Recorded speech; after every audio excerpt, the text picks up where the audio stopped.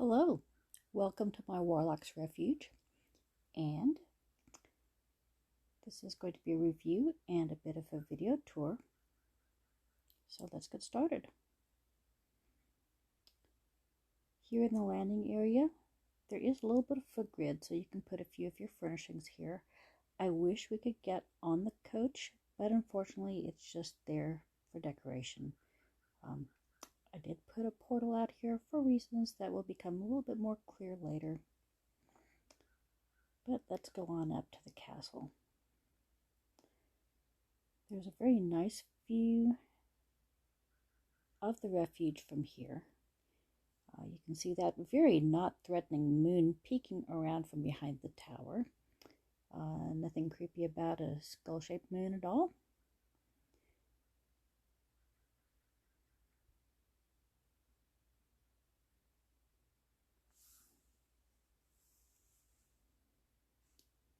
And moving into the courtyard, you'll see that our giant spider Shelob has attempted to do some decorating of her own, which I don't totally approve of, but what can you do? I think I'll call pest control in the morning. Well, hello. I see you too. Okay, so these are the interactive dueling booths. One is for casting ice spells, and the other one is for fire spells. These two things made my year. I am a major Harry Potter fan, so I was very happy to see these. So let's test this out. What? Where are you going? Hello? Okay, checking out the opposition's booth. I guess we want to make sure there's nothing rigged.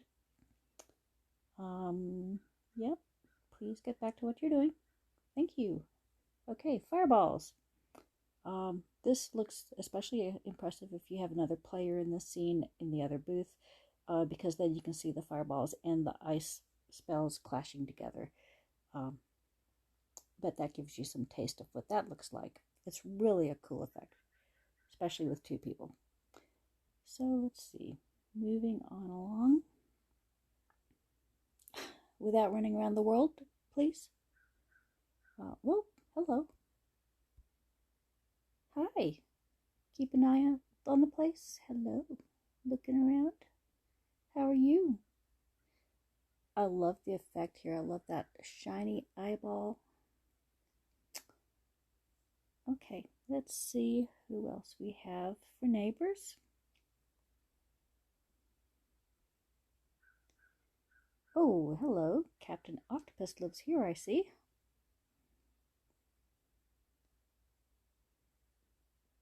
Oh, some old bat and all of her sisters. Let's see. See if this one will be any friendlier. Ah, I guess not. Ouch, that hurts. Okay, let's see. Oh, well, he looked like he'd seen better days. This nice little platform here, which unfortunately I don't think has a grid, or I would have stuck a bench out here.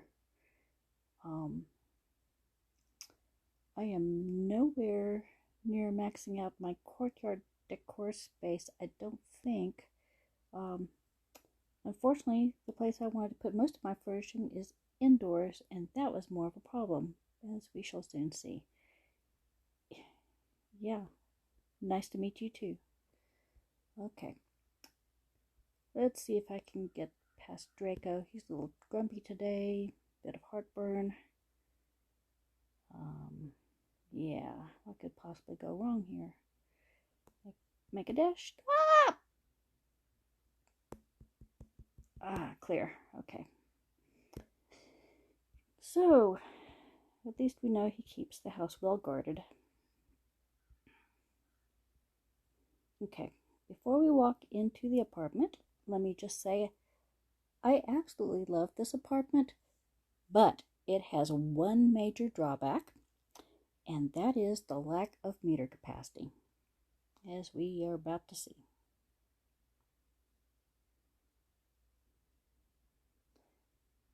So welcome to my extremely Spartan living room, which I would love to have put down some more carpeting and plants and, all the other nice little amenities you might expect in a living room area.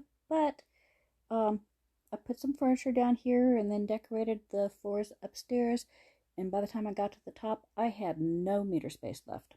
So this is what it is. This is what I got.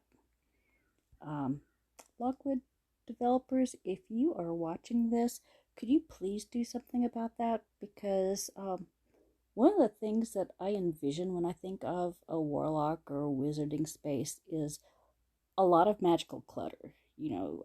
Botanicals for potions and books scattered everywhere and magic artifacts, and there just is not enough room in this place for all of that. So what I did was try to suggest it as much as possible. Here is my cozy little bath. It has all the basics. No toilet paper. I guess we just have to magic that away. No towels, no bath mat, because as I said, no meter. It does have a nice little study area though, and this bookcase is built in, which I absolutely love because I am a nut for bookcases. I collect them as much as I can, and I especially love that this one here is buildable, so even if you can't afford to get the whole set, you can afford to build that one. So again, this is a great little study. I would love to put down a few stacks of books here and there and a few other little things to make it more like a study, but meter. Okay, let's go upstairs to my favorite room, which is the workshop. And this is, well, first of all, my little sleeping nook. Pretty claustrophobic and Spartan, but I figure my wizard doesn't spend very much time in here because we're too busy in here working and admiring this beautiful owl that I absolutely adore. That's the other thing that made my year. So, one of my favorite features up here is this bookshelf, which is built in but has a grid.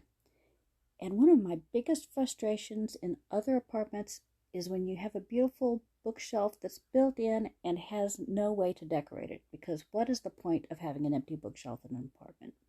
So I am so happy that we can put things on here. And here's where you can see some of the different bits and bobs that I would expect to see in a wizard's working space. I would like to have put some more plants in here and things like that, because I'm sure that he needs potion ingredients. But it is what it is. I got in here what I could. This is where most of my meter went, was into this room.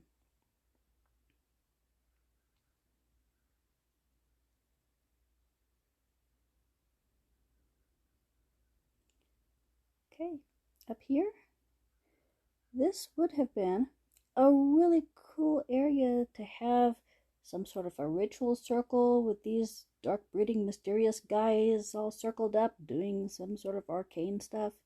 But such was not meant to be, because when I got up here, my meter was already seriously in the red.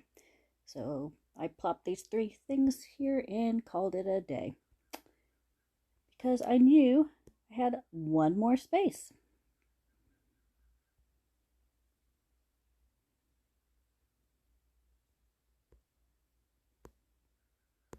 And this is a really cool floor up here. The view from up here is pretty amazing. You can look down and see the landing spot in the courtyard below and the giant spider. I would love to have put some benches up here, like the dragon throne. That would have looked really cool up here. There's grid for it. There's just no meter to be able to put things like that up here. So, it's a boring platform.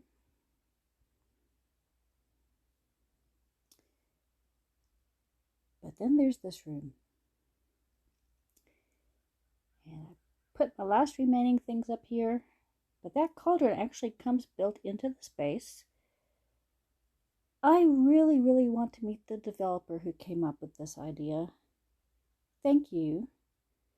I want some of what you're having. This is the weirdest thing I've ever seen. So, let's go into the cauldron, as you do, when you just happen to have a cauldron of nasty, bubbly stuff in your house.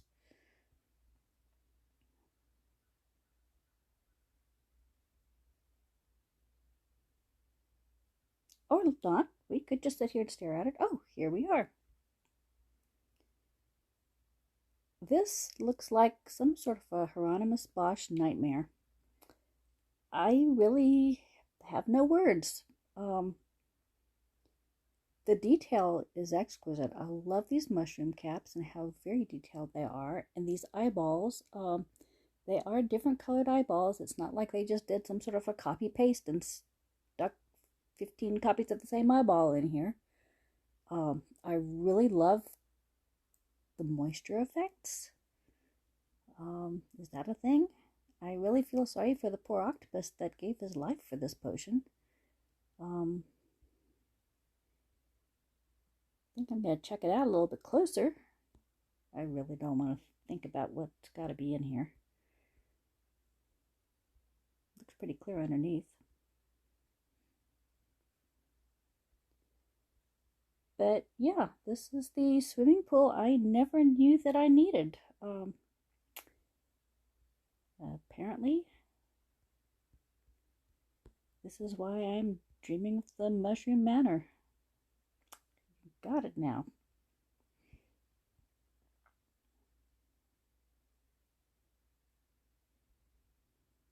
So anyway,